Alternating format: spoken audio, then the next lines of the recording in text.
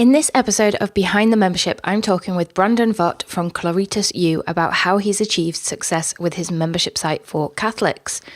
Brandon has managed to create and run his membership site alongside a full-time job and reached over 1,000 members and a 6-figure membership site with just his first launch. A pretty impressive achievement by anyone's standards, and he's gone on to grow the membership site strength by strength even more over the last year. In this episode, we're talking about how Brandon uses the launch model to only open his site twice a year and the pros and cons he's found of doing this. We're also looking at key factors in how he's managed to achieve a 4 to 6% churn rate and how he uses his ongoing content to keep members coming back for more. We're also looking at why he decided to launch with 2 membership levels and how he manages everything alongside his full-time job. Plus, much more. There's a lot in this interview, so let's dive straight in. Welcome to Behind the Membership with Callie Willows. Real people, real stories, real memberships. On today's episode of Behind the Membership, I'm talking with Brandon Vogt from Claritas U, a membership all about helping Catholics to get clear on their faith. Thank you so much for joining me on the show today, Brandon. I'm really looking forward to talking with you about your membership site. Well, me too, Callie. Thanks. It's a tremendous honor. I've learned and gotten so much out of the Member Site Academy, so it's a great joy to be here with you. It's great to talk with you. You have been wanting to talk with you for a long time. You've actually been probably kind of one of our long-term members, so it's great to get a chance to talk with you like this. And I'd actually love to dive straight in.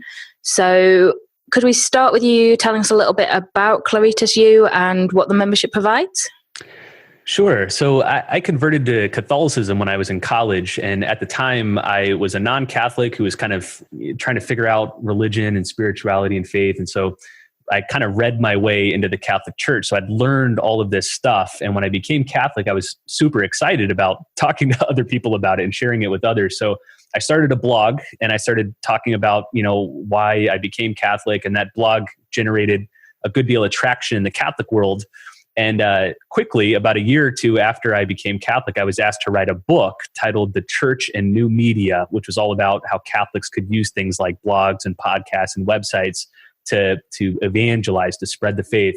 And that book led to another book, which led to speaking opportunities, which led to all sorts of stuff. And pretty soon, within about 5 years, I was sort of this pretty well-known young Catholic. I was only in my mid-20s, but I had built sort of this big platform. I had an email list, I had social media, I was speaking around the country. However, it got to a point, my wife and I started having children, and we had about 2 or 3 kids at the time. And I remember thinking, I just can't keep doing this. I'm stretched so thin. At the time, I was working as a mechanical engineer, which is what I got my degree in, and doing all this other stuff on the side, writing books, speaking, social media, all that stuff.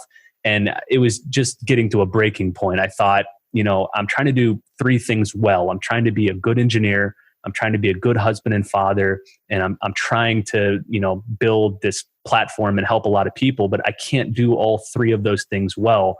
So I need to figure out a better way to do this, to get off the roller coaster of book launches and traveling and speaking and all that kind of stuff. So a couple years ago, that's when the membership idea first came on my radar.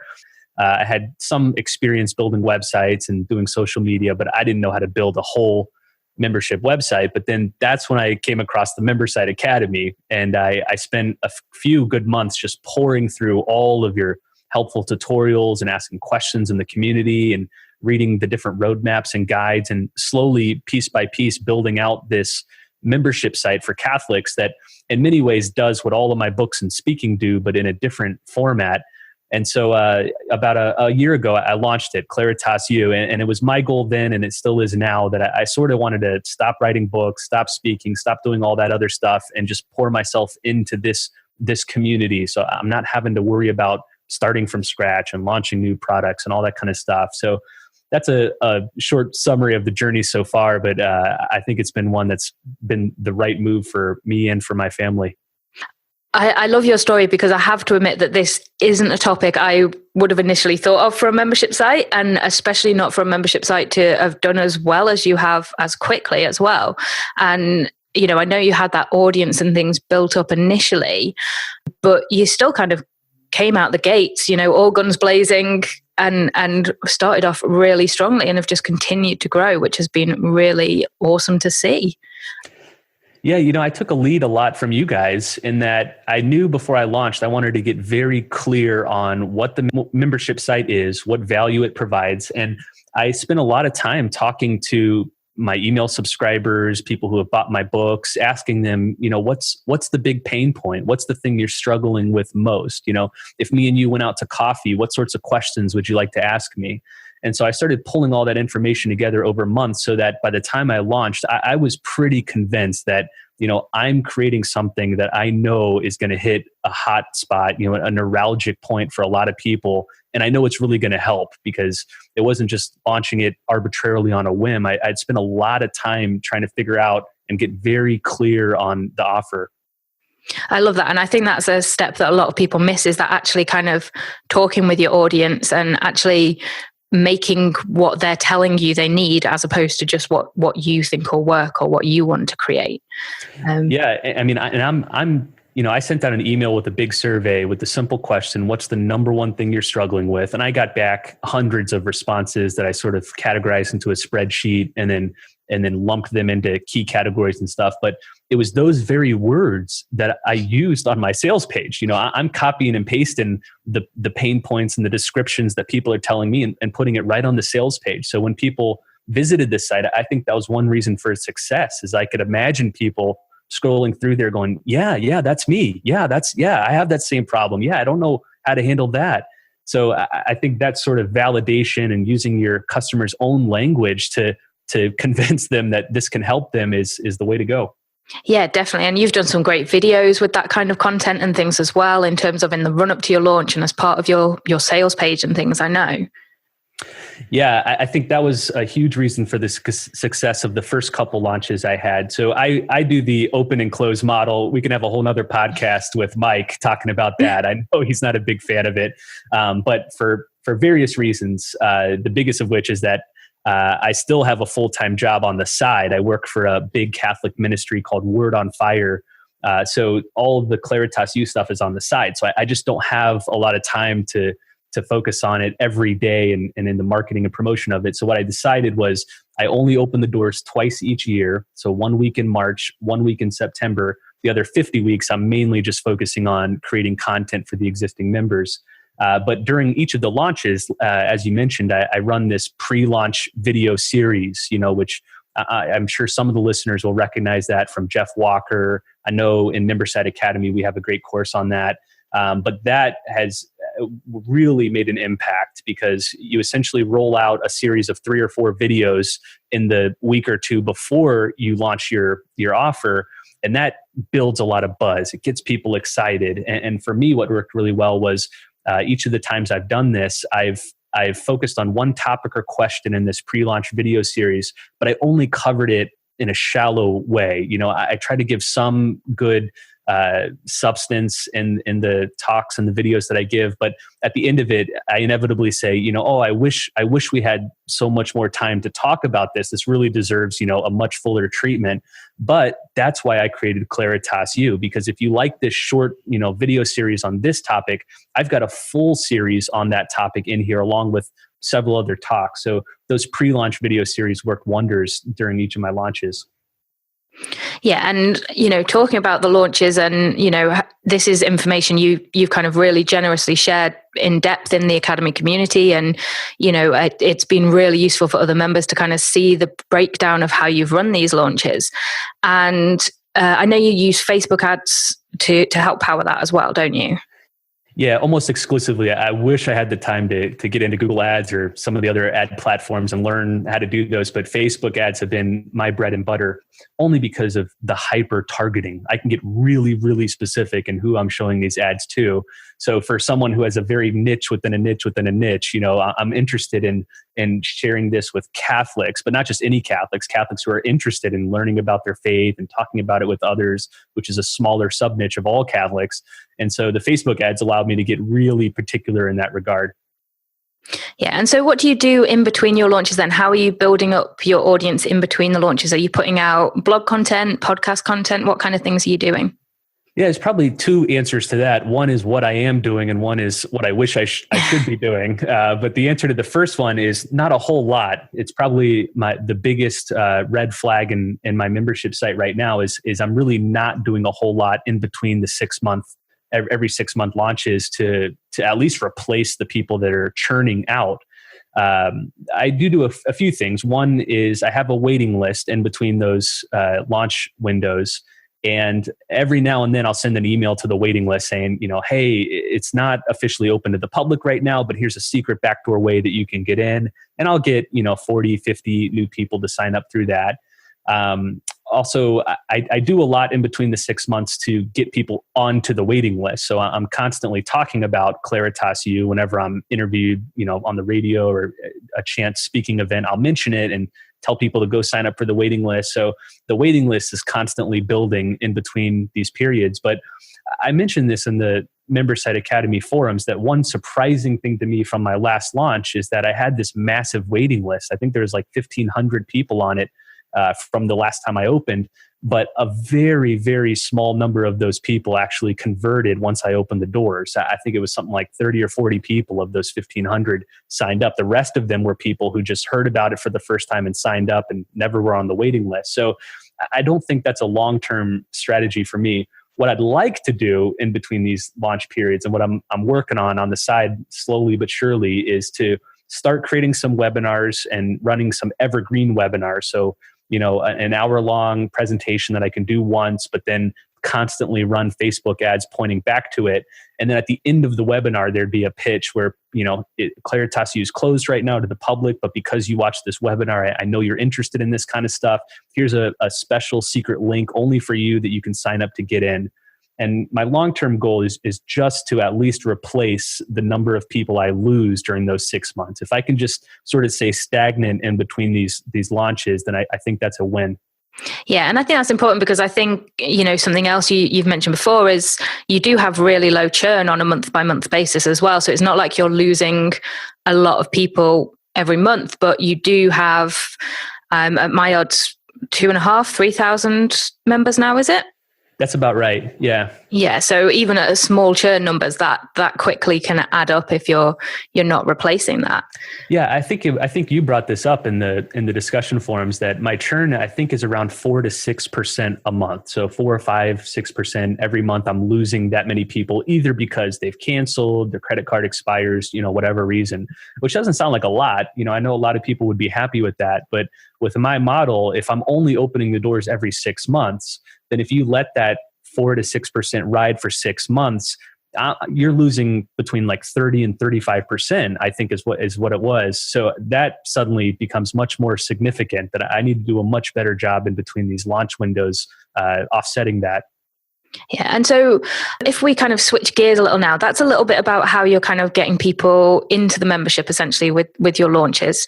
How are you've got that great churn rate. So how are you keeping them engaged and coming back month after month?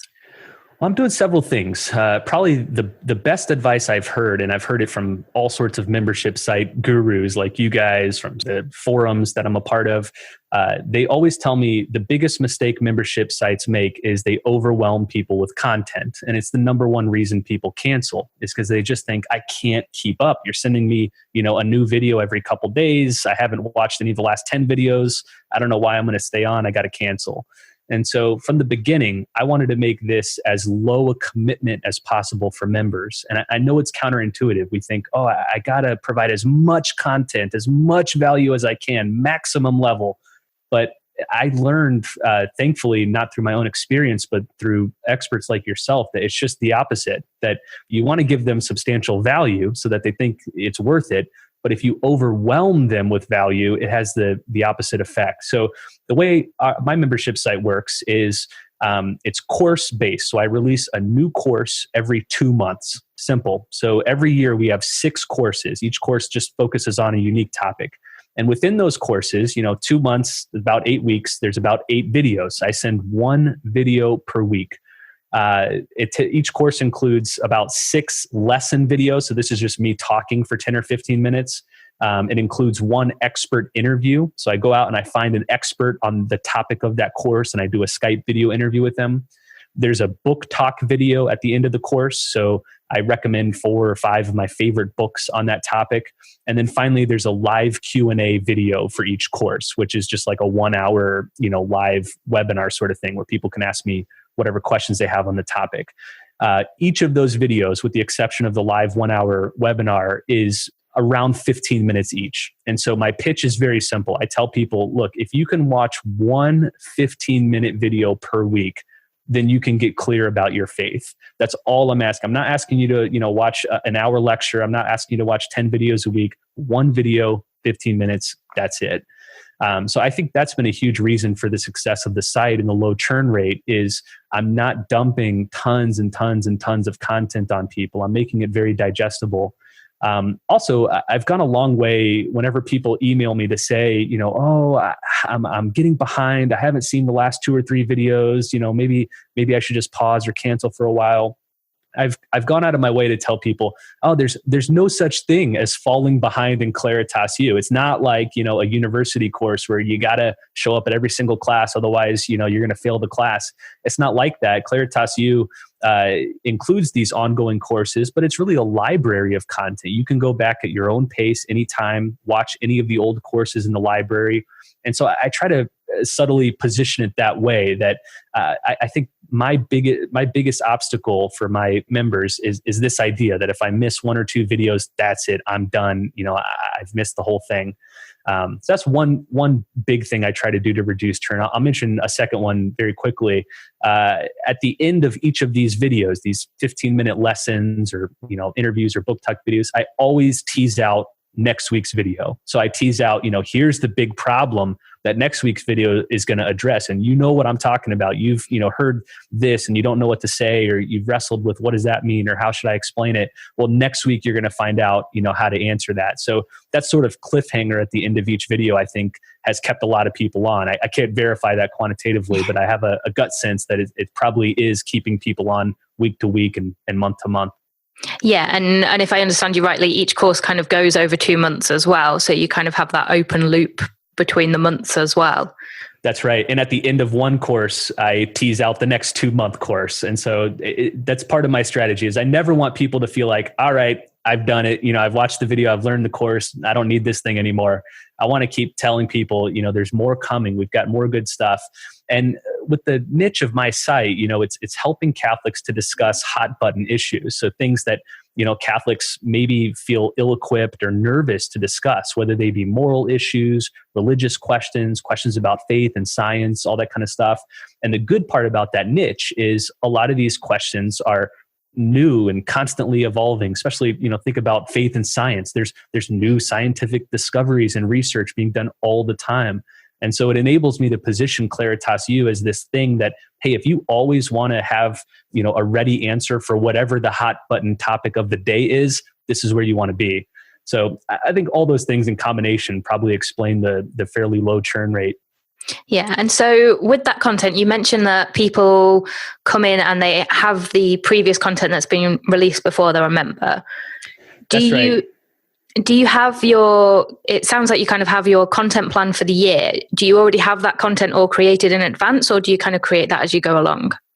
Well, same as before, I probably have 2 answers for that. What I'm doing and what I should be doing, or what I wish I should be doing. When I first launched the site, I had 3 full courses totally done, produced, and scheduled. So that's 3 courses that are each 2 months. That's 6 months of content that I was ready to go. I think I learned that from you guys, that's a good amount of content you want to have when you're launched. That doesn't mean all of it was available immediately, just that it was already produced so that after the launch, I'm not scrambling thinking, oh gosh, I got to, start producing the next thing. I'm already behind. So I wanted to get ahead right out of the gate.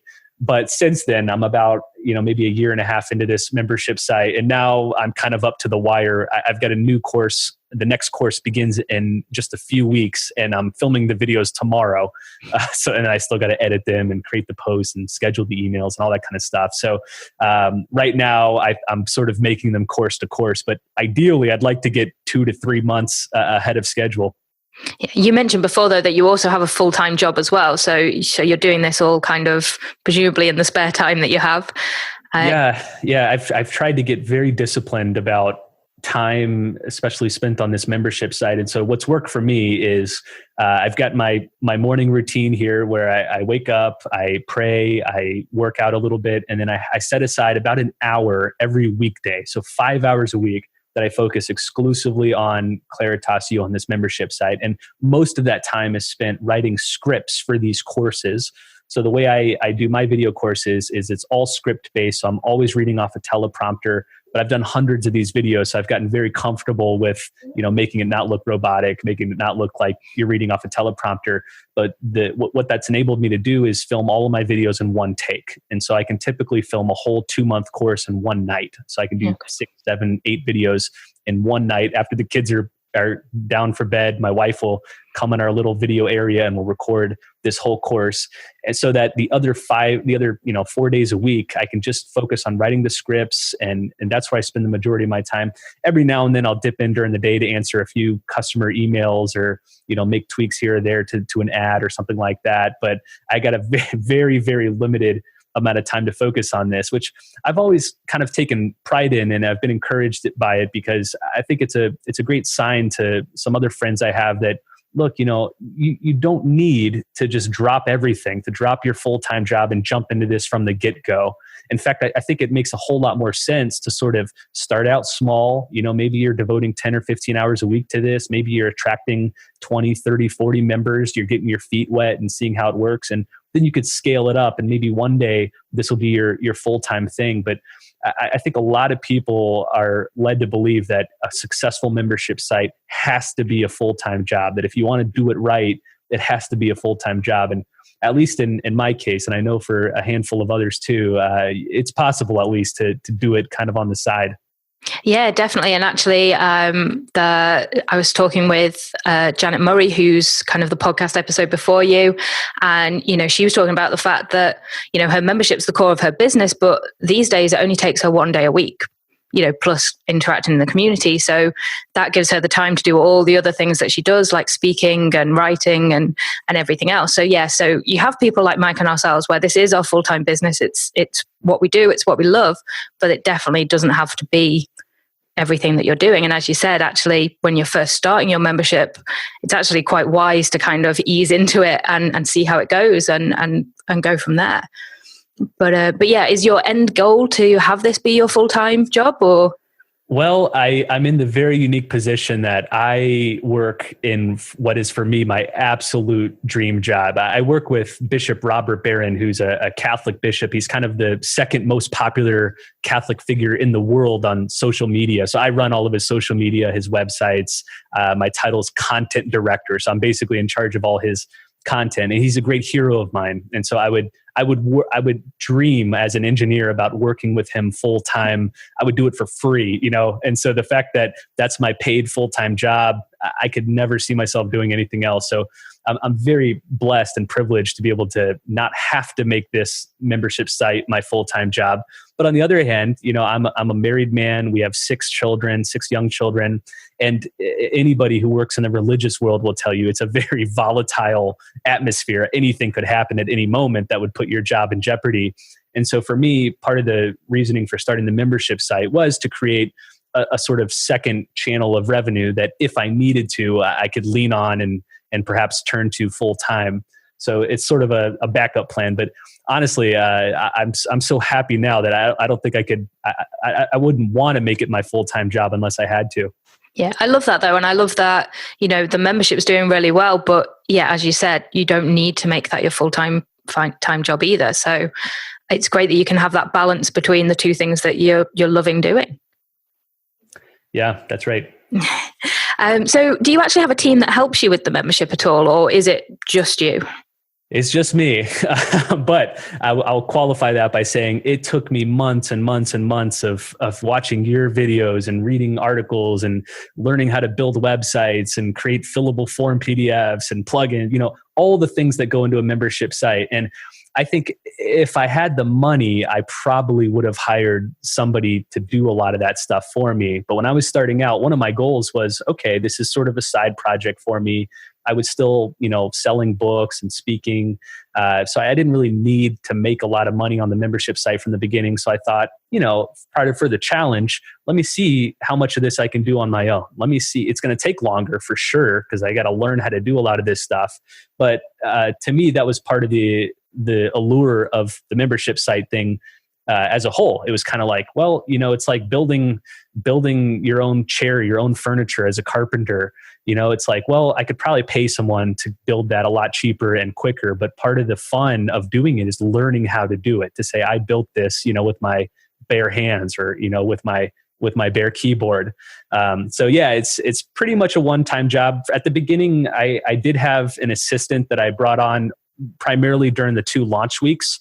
And her main job was to answer any customer emails that we got, questions about, how do I join? How do I cancel? All that kind of stuff, which there were surprisingly few. I could have handled that on my own. There was only maybe 5 or 10 emails a day.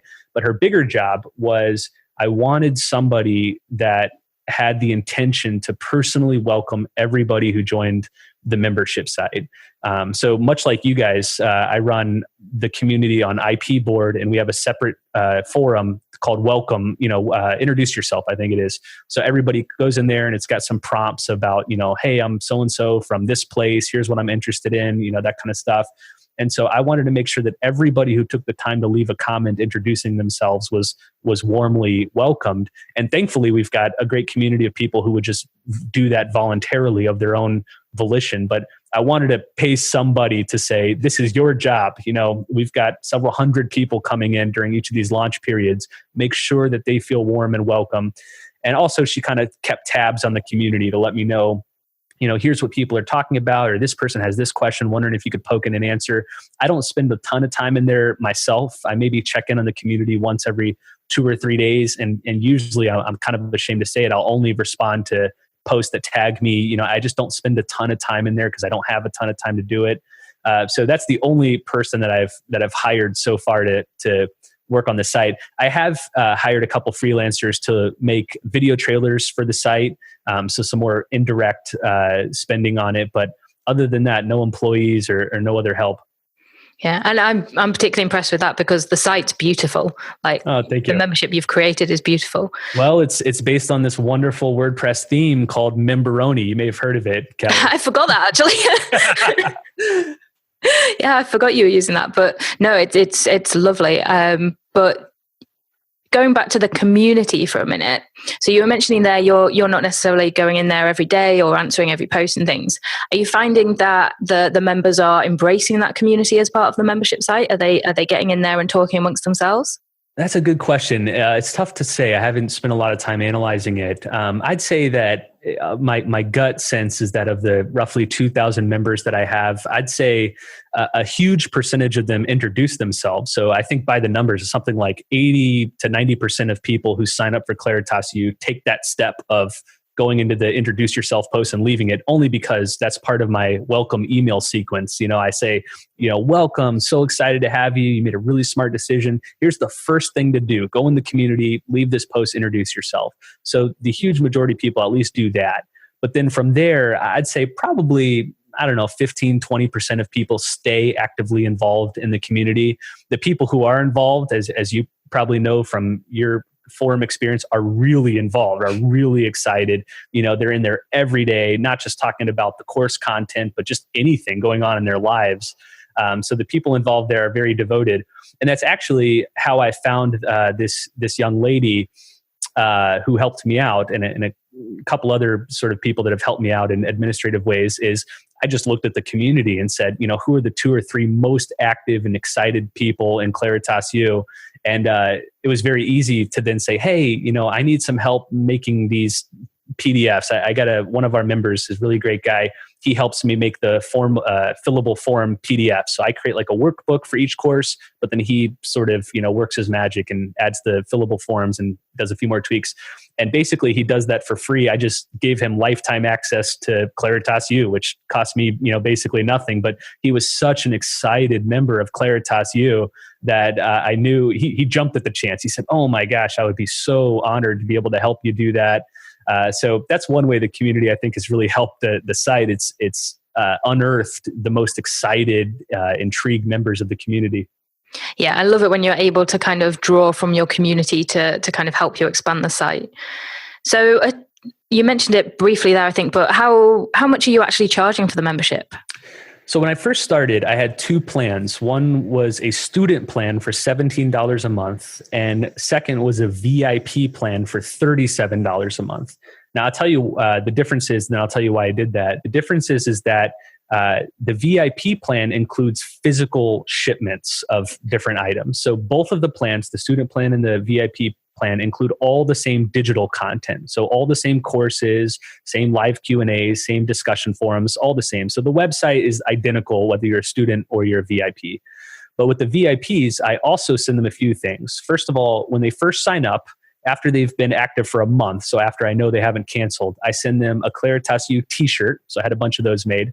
I send them a free copy of my two latest books. One's called Why I Am Catholic, and the other is called Return. So I mail them 2 copies of those books. And then the big draw is that for each of these 2-month courses, I hand pick my favorite book on that topic and I mail it out to all the VIPs. And so it's sort of like, you're getting this, best book picked by an expert on the topic, mailed to you. You don't have to do anything. And so even though it's more expensive than you just going to Amazon and buying the book itself, there's some value there. I try to over deliver with those things too. So, again, we got 2-month courses, 6 courses a year. So presumably I'd be sending the VIPs 6 books a year, but I try to send around 10 or 11. So for some courses, I'll send a couple books. But I honestly, when I launched it, the main reason I wanted to have those 2 tiers was to sort of price anchor, to make the student plan at $17 a month look like a bigger value. Because, oh my gosh, the VIP plan's $37. This is less than half that. So instead of just having one option, which was $17 a month or nothing, I wanted to make the $17 a month one look more appealing by having it be a lesser priced option. And again, my thought was that 95% of people would sign up for that student plan. But during my first launch, I restricted the VIP plan to only 100 members. That ended up being a mistake. I'll explain why in a second. But I thought, okay, I'll make it extra exclusive. Only 100 people can sign up for this VIP plan and get all these free books.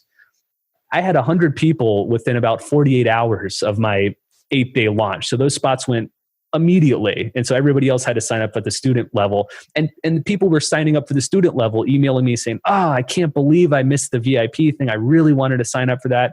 I was stunned. I thought, wow, people, I guess, it costs $37 a month and you really only get 1 or 2 books every couple months, but people want that experience. And so for my second launch, I removed the cap and I just, made the VIP totally open.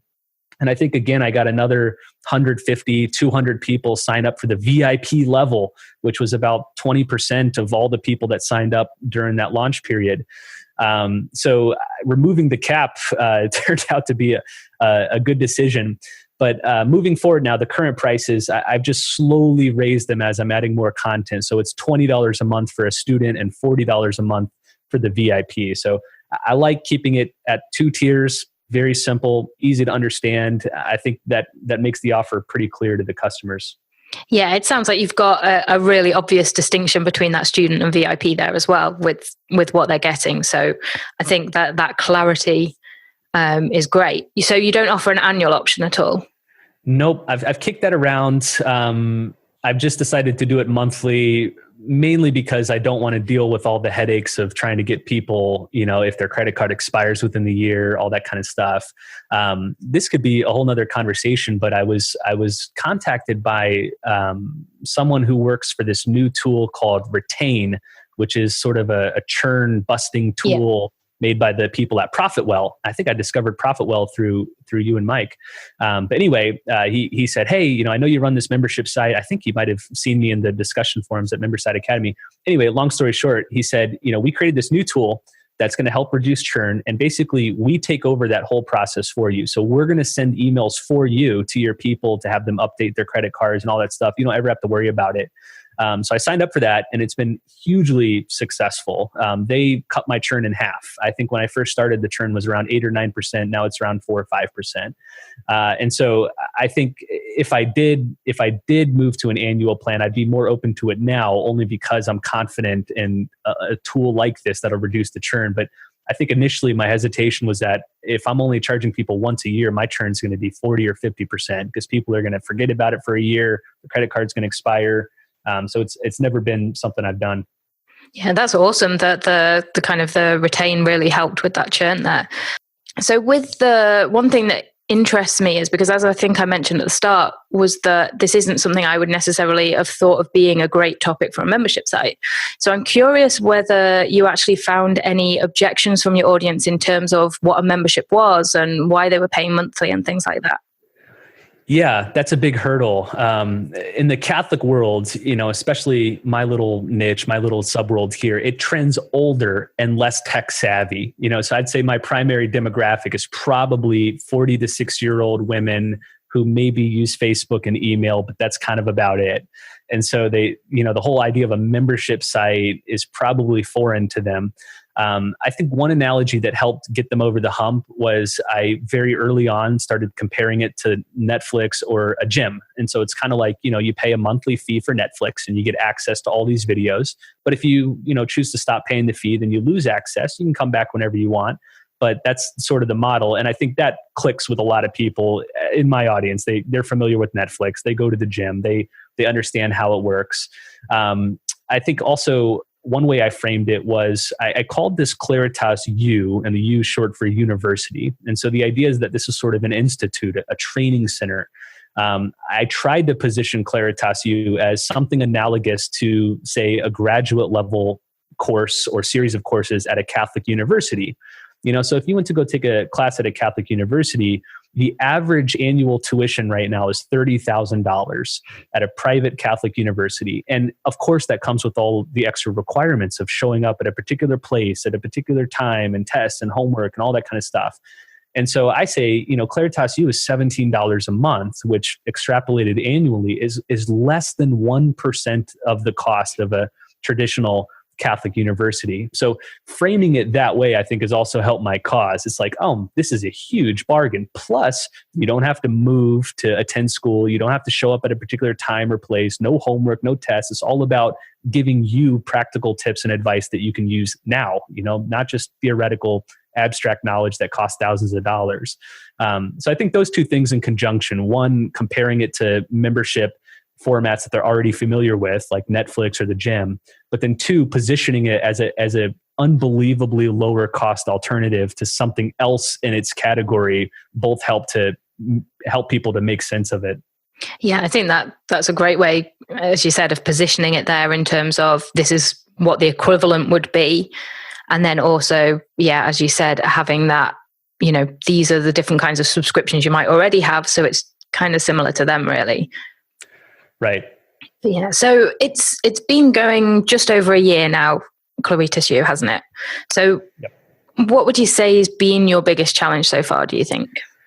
Probably the one I mentioned earlier, which is reducing churn in between my launch period. So for 6 months of the year, I'm essentially not bringing people in, other than this very small trickle of maybe 40, 50, 60 people, while simultaneously losing 4 to 6% every month. So I got to solve that problem. I mentioned, I'm hoping to come up with some of these backdoor ways to get people in. I mentioned webinars. I've also started to break down some of my courses into short ebooks, like a 5-10 page ebook, run Facebook ads to the ebook, and then once they download the ebook, put them in an email series that will sort of warm them up and then give them this special backdoor link to sign up for Claritas U. So I'm hoping over the next few months that all those things in conjunction will at least offset the churn that I'm losing. I've also kicked around the idea of maybe by the time of my next launch, which I think will be at the 1.5 year mark for the membership site, I might just then decide to leave the doors open, kind of like you guys do, like I know Mike recommends, and see what happens. I think the exclusivity thing was big for the first year and a half, because people sign up during the first week and almost before they can catch their breath, the doors are closed again. And so when they're telling all their friends about it and people in their and their parishes and their churches, it's sort of like, oh, I can't even get in. I got to wait 5 or 6 months. It must be this really exclusive, exciting thing. But I think that effect wanes over time. And one argument that sticks in my mind, it's haunting me a little bit, that Mike makes is, when people have a problem, they're looking for a solution online for it. They want that problem to be solved now. I don't want to sign up for a waiting list and think, well, in 5 months, I might have the chance to possibly sign up to solve this problem. I want a solution now. That's the way the on-demand world of the internet works. And so I'm kind of leaning toward maybe in a few months here, just opening the doors, leaving them open, and seeing what happens. I figure I can always close them later. But certainly my biggest challenge is finding some way to attract members in between these major launch periods. Yeah, I'd be interested to see how that actually goes if you do experiment with that, because I think, as you said, you kind of, as you grow, you do maybe get diminishing returns from the open close, but also you've got more people out there evangelizing about the site, but then people having nowhere to go from there. So I would be interested to see how that goes for you. Yeah, as the launches has progressed, so I've done 3 of these now. I did one in March 2017. That was sort of the grand launch. And then I did a second one 6 months later in September of 2017. And then a third one I just did here in March 2018. And the second and third launches were times where I've got 1,000 or 1,500 active members who are using this. So those were the first times when I could leverage them as sort of evangelists for this site. And the second time, the second launch, I think there was some effect there, but the third launch, big time. Again, I just haven't had time to sit down and crunch the numbers, but it's my gut sense that I'd say probably at least half of the people who signed up for the third launch heard about it through somebody else who's an active member, because I fed my active members copy and paste, announcements that they could put on their Facebook page, on Twitter, on email, all this kind of stuff. And I found myself constantly being tagged by all these people talking about it. And then seeing the comments below, person A, who's a member of Claritas U, would post about it on their Facebook page. And I'd see 5 people comment under there saying, I'm signing up now. This is so great. I've been looking for something like this. So I think I would lose that if I got rid of the open close model, because the way I have it now, I can tell my current members, hey, I only open the doors 2 weeks each year. And this is one of those weeks. So I'm wondering if just this time, if you can do me a favor and promote this. Whereas if it was just open perennially, it'd be tough to make that pitch. I suppose I could just send out an email every 6 months to do it, but there's not the urgency that is with the open close launch windows. Yeah. And did you actually encourage members to do that by offering them an affiliate system, or was it just people wanting to share the word? Well, same as before. The difference between what I wanted to do and what I ended up doing, I wanted to implement an affiliate program where I would give them, either money off their current membership or just, I'd PayPal them some money. And I set it all up. I used the Affiliate Royale plugin that aligns with MemberPress. That's the affiliate plugin I use. So I set up the affiliate page. I had the banners, I had the offers, I had the copy and paste text. I did everything. And then just ran out of time to promote it to my members. I was so tied up in producing the content around the launch itself that I never got around to it. So it exists. I'm hoping somewhere down the line here to roll it out. But all of that was just people of their own goodwill saying, I found something that I really like and that's helped me. I really recommend it to all my friends and family. And to me, that's the most valuable form of promotion. When you can get somebody whose life has genuinely been transformed by your membership community and they want to tell others about it, what could be better? Yeah, I think that's a really powerful thing that, they're going out there and they're saying this because it's true, because they value it. They want the people that they love and know to also get some of that as well. So I think that's just a testament to what you've created. I'll mention this here. I wasn't planning to highlight this, but it plugs in very well nicely here that one thing I did from the very beginning of Claritas U was I made it totally free for priests, Catholic priests, religious. So these would be, religious brothers or nuns or sisters, and seminarians. So young men studying for the Catholic priesthood.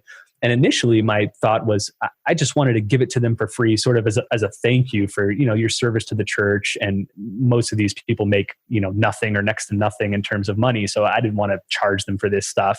But what I came to discover unexpectedly was that these people became my most excited evangelists because they were receiving it for free. They liked it and they wanted to tell everybody else about it. And at least sort of in my little Catholic niche here, it had the added advantage of these people tend to be the most respected voices in the church, priests and religious nuns and sisters and seminarians. So when they're going back to their churches and parishes or on Facebook, when a priest says, hey, check this out, I'm a member of it, I love these videos. Okay, he has 1,000 people in his church, and he's friends with hundreds of them on Facebook. So that act of finding influencers, and this was all inadvertent to get my original intention was just to give it to them for free as a thank you. But I sort of fell into this tremendous blessing of finding these influencers, give it to them for free. And then I would say undoubtedly each of those people has brought in at least 1 or 2 or 3 people themselves through promoting it. Awesome. I love that. Yeah. Because so often we hear that, if you give somebody something for free, they've not got any skin in the game. They're not going to value it. They're not going to, but clearly not being the case for you there. Yeah. And I think the twist is that if you give something for free that you normally charge for, like if Claritas U was just totally free for everybody, I think it would have been mostly a dud. I think I would have gotten, 100 people that, sporadically came on to watch the videos. And people ask me this through the emails, Catholics are particularly sensitive about charging for religious content and they think everything should be free. And it's a big problem because, as you know, to produce quality stuff, it takes money. You got to buy cameras, you got to, design websites, you got to pay hosting fees. There's a lot of money that goes into some of this stuff. You just can't financially give away everything for free. But for me, the money thing's not the biggest thing. The biggest thing is if I really want to help people and if I really believe this content will help them, paradoxically, the best way I can help them is charging them for it because then they got skin in the game, then they'll watch the videos and go through it. I mean, there's been countless tests and examples done on this that people who pay for stuff use it far more than people who receive it for free. But I think the reason why the influencer effect that I described was effective was because I gave it to them for free, but it was something that I charge everybody else for. And so they knew they were getting real value out of it. And I think that's why so many of the priests and religions and seminarians actually used it. Yeah, I think that's a great distinction there, actually. So if that's kind of challenges you've had and things like that, what's been your favorite part of running the membership? What's made it all worth it? I think the time that I've been saving. So I mentioned at the outset, I've written 7 books now on all sorts of topics, at all sorts of levels, and they've been really successful. But writing a book is a grueling project. Don't tell my wife, but it's akin to giving birth to a child. It's been 9 months, with disciplined writing. My general mode is to write 1,000 words a day. So it takes, several months to write a book and then edit a book, then cover design and proofreading and all that kind of stuff. And then that's the beginning. Then, you got to launch it, you got to promote it, you got to do book tours. So all that kind of stuff. And then speaking. So I was regularly speaking around the country at different conferences and, once or twice a month I'd get on an airplane and travel somewhere to speak. And all that I just got burned out on. I thought I can't keep spinning on this wheel. I'm helping people read my books, people hear me speak, but there's just got to be a better way. And that's what the membership site world opened up to me. It was like, okay, you can have the same impact. You can still reach, several thousand people. You can really help them on these difficult problems and struggles that they're facing. But number one, you can do it from your house. You don't have to go anywhere. Number two, instead of recreating the wheel from scratch every single time you release a new book or talk or video course, you can just focus on creating content. Again, I mentioned earlier, I spend 80 or 90% of my time just on the content for the site, very minimal on actually promoting it. So saving time and allowing me to stay home with my family and get off this endless wheel or cycle of create, launch, those things have been the greatest benefits of the membership site. So it's been quite a lifestyle change, really. Yeah, in many ways. I've basically given up speaking. So I've turned down all speaking events now. I did release a new book a few months ago, but it was kind of a unique scenario. It was a very short book. It was only 15 or 20,000 words, and it tied very closely into my membership site. So I was able to use the book as sort of leverage for the site, giving away the book to new members, that kind of stuff. But it's allowed me to become much more of an essentialist. That word's become a buzzword in the business and marketing worlds. But now I have one thing. I don't have my attention scattered among books and speaking and projects and ebooks and webinars and podcasts. It's like, this is my one thing that I want to devote myself to have maximum impact. So I couldn't be more enthused about it. Awesome. And so the site's been very successful, but is there anything that if you were going back to the start, you would do differently? Oh, that's a good question. I think a few things. One, I would probably seriously question the open closed model thing, and only because back to Mike, I wasn't even aware of alternative models and the benefits of them until I listened to Mike and heard some of his points. Everyone else I had read would just rave about the sort of open closed model. So I sort of just walked into it unquestioningly. So I think I'd think more carefully about whether that really is the best model for the membership site. Second, I think I would have been far more proactive about coming up with strategies to reduce my churn in between these launches. We've talked about it 2 or 3 times, but I think my mindset was just get this plane off the ground and then figure out how to keep people, right? But I think that's backward. I think from the beginning, I should have thought carefully about how can I make sure people stay after they've walked through the door instead of just being excited that I've gotten people into the room. So I'd say those are probably my 2 big regrets. I'm working on those moving forward here. But if I had to do it all over again, I'd think more carefully about those 2 areas. Cool. And so just as we wrap up then, what does the future hold for the membership? What's next? I don't know. I have thought about this. Several people in my community have talked about doing in-person events. I know you guys are branching out into that now. So that could be something, especially as I do a little bit of traveling for my day job. So I'm in different cities across the country. So organizing, even if it's just going out to a sports bar, restaurant, and inviting anybody in the area to come, I think doing that would make a big difference, because I really haven't met hardly any of the people that are part of this face to face, and very few of them even online. It's just our interactions on the website. So I think that'd be an area I'd like to move into. I'm also kicking around the idea of bringing other people on to serve as sort of teachers and instructors. I'm on the fence about it because I think part of the allure of the site is people are drawn to me. I kind of had this personal brand or personal platform before launching this that helped draw in a lot of people. So I wonder if having other people teaching lessons and stuff would dilute that effect. But it would also take a big burden off of me if I only had to teach 3 or 4 courses a year instead of 6. So I don't know. There's a couple things I'm kicking around. Cool. I'll be interested to see what direction you decide to go in there. I can definitely say that, I didn't particularly think I would enjoy live events and meetups and things like that, because I'm quite introverted, but it's absolutely one of my highlights is actually getting to meet our members in person and spend some time with them and get to know them. So yeah, I think that's definitely something that's worth, as you said, even if it's just going out for a drink with a few people when you're in town, it really is it's hard to describe, but it's a great feeling to do that. No, that's great to hear. Thanks. Cool. And so it's been great talking with you, Brandon. There's a lot of great stuff there, and I love the site. I love what you've been able to do with it. And so one last question really as we wrap up, which is, did you actually think when you started it would be as popular as it's been?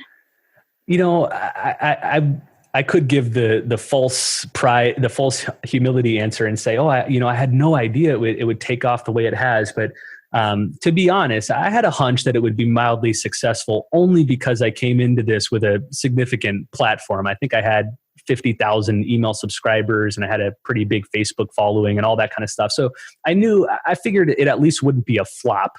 But to be honest, I thought maybe it would top out at 300, 400, or 500 members, which would have been amazing. It would have provided, a steady, reliable side income stream. I would have been impacting the same number of people that I usually speak to. So it would have been great. I would have been thrilled with that. I did not expect it to take it off at the magnitude it did. The first launch, I had 1,200 people sign up. Second launch, I had another 1,000. I think third launch, a little bit less, probably like 500, 600, something like that. So those numbers I didn't expect. I thought it would do okay, but I didn't think it would be as outstanding as it's been. Awesome. I'm so glad it's going well for you. You've put a lot of work into it, I know, and everything you put out there is top quality. You can tell that a lot of effort and time has gone into this. And yeah, I love that you're doing it with a full-time job as well. It just goes to show that, as you said earlier, you don't need to have this be all consuming. Yeah, and to tie a bow on that very point too, one thing that's helped me, and perhaps other listeners will find this helpful too, is that the membership site in many ways parallels what I do during my day job, and the two feed into each other. And so I mentioned to you before we started recording here that I'm actually building out a huge membership site now for the ministry that I work for in my day job. And it's only because I had all the tinkering and experimenting with Claritas U that I now know what to do that. And vice versa. I've learned several stuff on my day job that, the ministry I work for has a bigger ad budget than I personally have. So we've been able to experiment with different ad things that I've learned and have been able to implement here. And so anybody maybe who feels like they're stuck in a day job, but is working on a membership site on the side, I'd encourage them to think, how can these two feed each other? How can I use what I'm learning at my day job to help my membership site, and vice versa? How can I bring value to my day job based on, now I've become fluent in membership sites or online marketing or that kind of stuff. So I encourage people not to see these two as competitive, but as perhaps mutually enhancing. Yeah, I love that approach. Yeah, I think that's great advice there. So yeah, on that note, it's been, as I said, absolutely great talking with you. If someone's interested in finding out more about you or about the membership, where's the best place for them to do that? Best place to learn about the membership site is claritasu.com. So it's just Claritas, like the Latin word for clarity, which is CLARITAS, and then the letter U.com, claritasu.com. And then my personal website where I blog and I've got my books and speaking stuff is just brandonvogt.com. So brandonvogt.com. Awesome. And I'll make sure the links are below the podcast as well. So yeah, thank you so much for joining me today, Brandon. I've really enjoyed watching your journey, as I said, and I appreciate you sharing all those insights with our listeners today as well. And as well, all the insights you've shared in the Academy too. And I'm looking forward to seeing what the next year holds for you and Claritas U. So thank you so much. Thanks, Callie. And this is a mutual admiration society because at the beginning I said how important you and Mike have been to the success of this, because I've just learned so much from you and the community. And I know I speak for many, many people in the community that you guys are producing such a vital service. There's nothing else out there like this where you can connect with other membership site owners. So for me, it's been immensely valuable. So thank you for that. Oh, well, thank you. As a true Brit, I can't handle that kind of compliment, but thank you very much. Just take it and nod. Yeah. Thank you. That's it for this week, folks. Thank you so much once again to Brandon for sharing your story with us, and I'm looking forward to seeing how your membership continues to grow over the next few years. I love that whilst having a launch cycle membership has worked so well for Brandon, he's still looking at other options and what will work best for him and his members on an ongoing basis. Do be sure to check out Brandon's site at claritasu.com, or if you're an Academy member, Brandon has written some great breakdowns of his launches in the community, so be sure to check those out. So, what was your biggest takeaway from this episode? Let me know in the membership mastermind group on Facebook at talkmemberships.com. And if you'd like to pick up the transcript or show notes from this episode, then head on over to themembershipguys.com BTM13 to do so. Thanks for joining me for this episode. I'll be back next week with another great membership site owner. If you've enjoyed today's episode of Behind the Membership, we invite you to check out the membersiteacademy.com. The Member Site Academy is the essential resource for anyone at any stage of starting, growing, and running a membership website. So whether you're still figuring out what your idea is going to be, or whether your website is already up and running and you're just looking for ways to grow it and attract new members, then the Member Site Academy can help you to get to the next level.